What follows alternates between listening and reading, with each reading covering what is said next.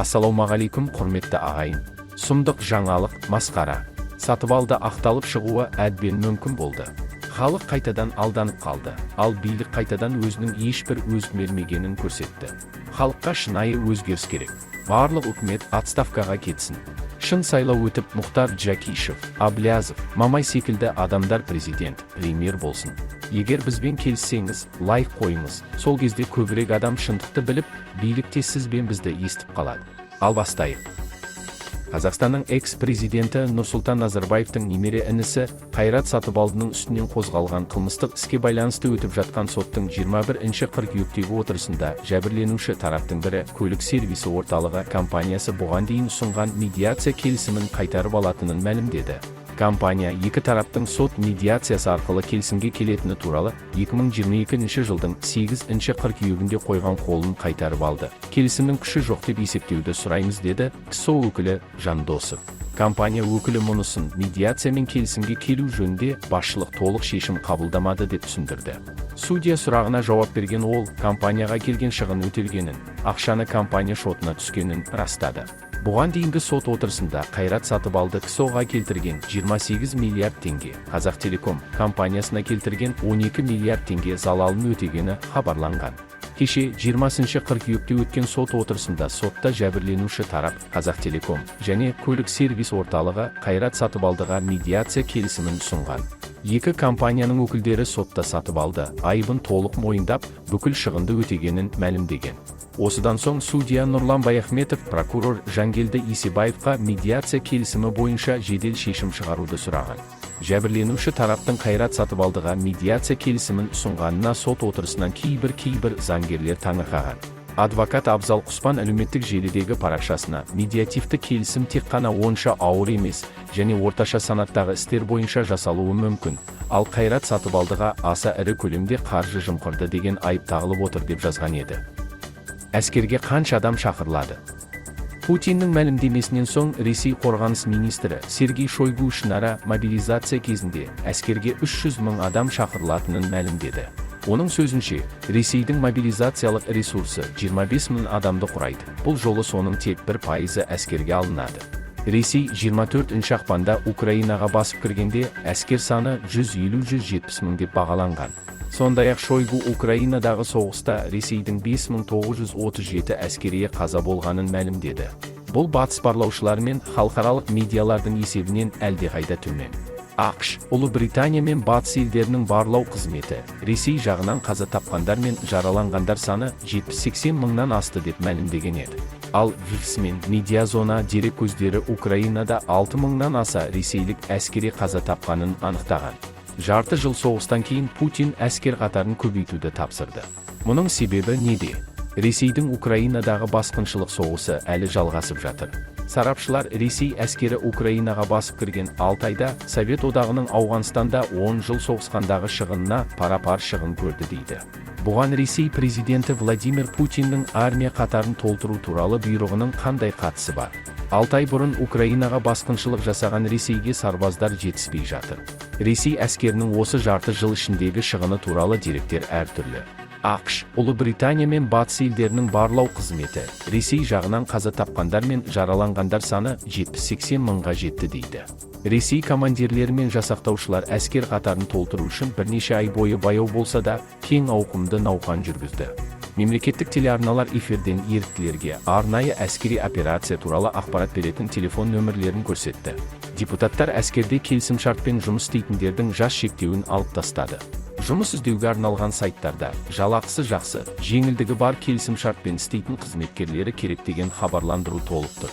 Шенеуніктердің Ресейдің 80-нен астам өңірінде еріктілер батальонын құрғысы келетіні, жекеменшік компаниялардың келісімшартқа отырған жағдайда тұтқындардың қамау мерзімі қысқартылады деп айтқаны, соғысқа қатысуға тыйым салынған әскери қызметкерлерді келісімшарт уақытын созуға мәжбүрлеп жатқаны хабарланды.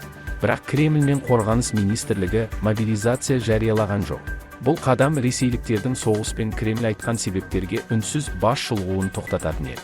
25 тамызда Ресей президенті Владимир Путин ресейліктерді соғысқа тарту үшін кішкентай болса да маңызды қадам жасады. Кремль сайтында жарияланған жарлықта Путин қарулы күштердегі әскери қызметкерлер санын 1000 адамға жеткізуді тапсырды.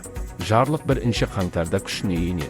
Қарулы күштердің жалпы саны 5 жылдан соң алғаш рет өзгергелі отыр. Бұл шешімді Кремльде, Путинде, қорғаныс министрлігі де түсіндірген жоқ. Украинадағы соғыста Кремль негізінен адам санына қатты алаңдап отыр деді Стокгольмдегі Швед қорғаныс университетінің ғылыми қызметкері Оскар Йонссон. Бұл ресми санды арттырудың әртүрлі амалдарын, уақытшадан бұрын тұрақты етудің, сондай-ақ жалпы мобилизацияны болдырмаудың амалы секілді деді ол. Жарлық бойынша қарулы күштердегі қызметкерлердің жалпы санын 2000 адамға жеткізу көзделіп отыр. Бірақ олардың саны азаматтық тұлғалардың емес, жаңа сарбаздардың есебінен артады. Соғыс құрбандары. Басқыншылыққа дейін батыс сарапшылары Ресей қарулы күштерінің саны шамамен 900 000 екенін айтты. Ресми деректерде бұл сан 1 миллионнан асады деп келтірілген.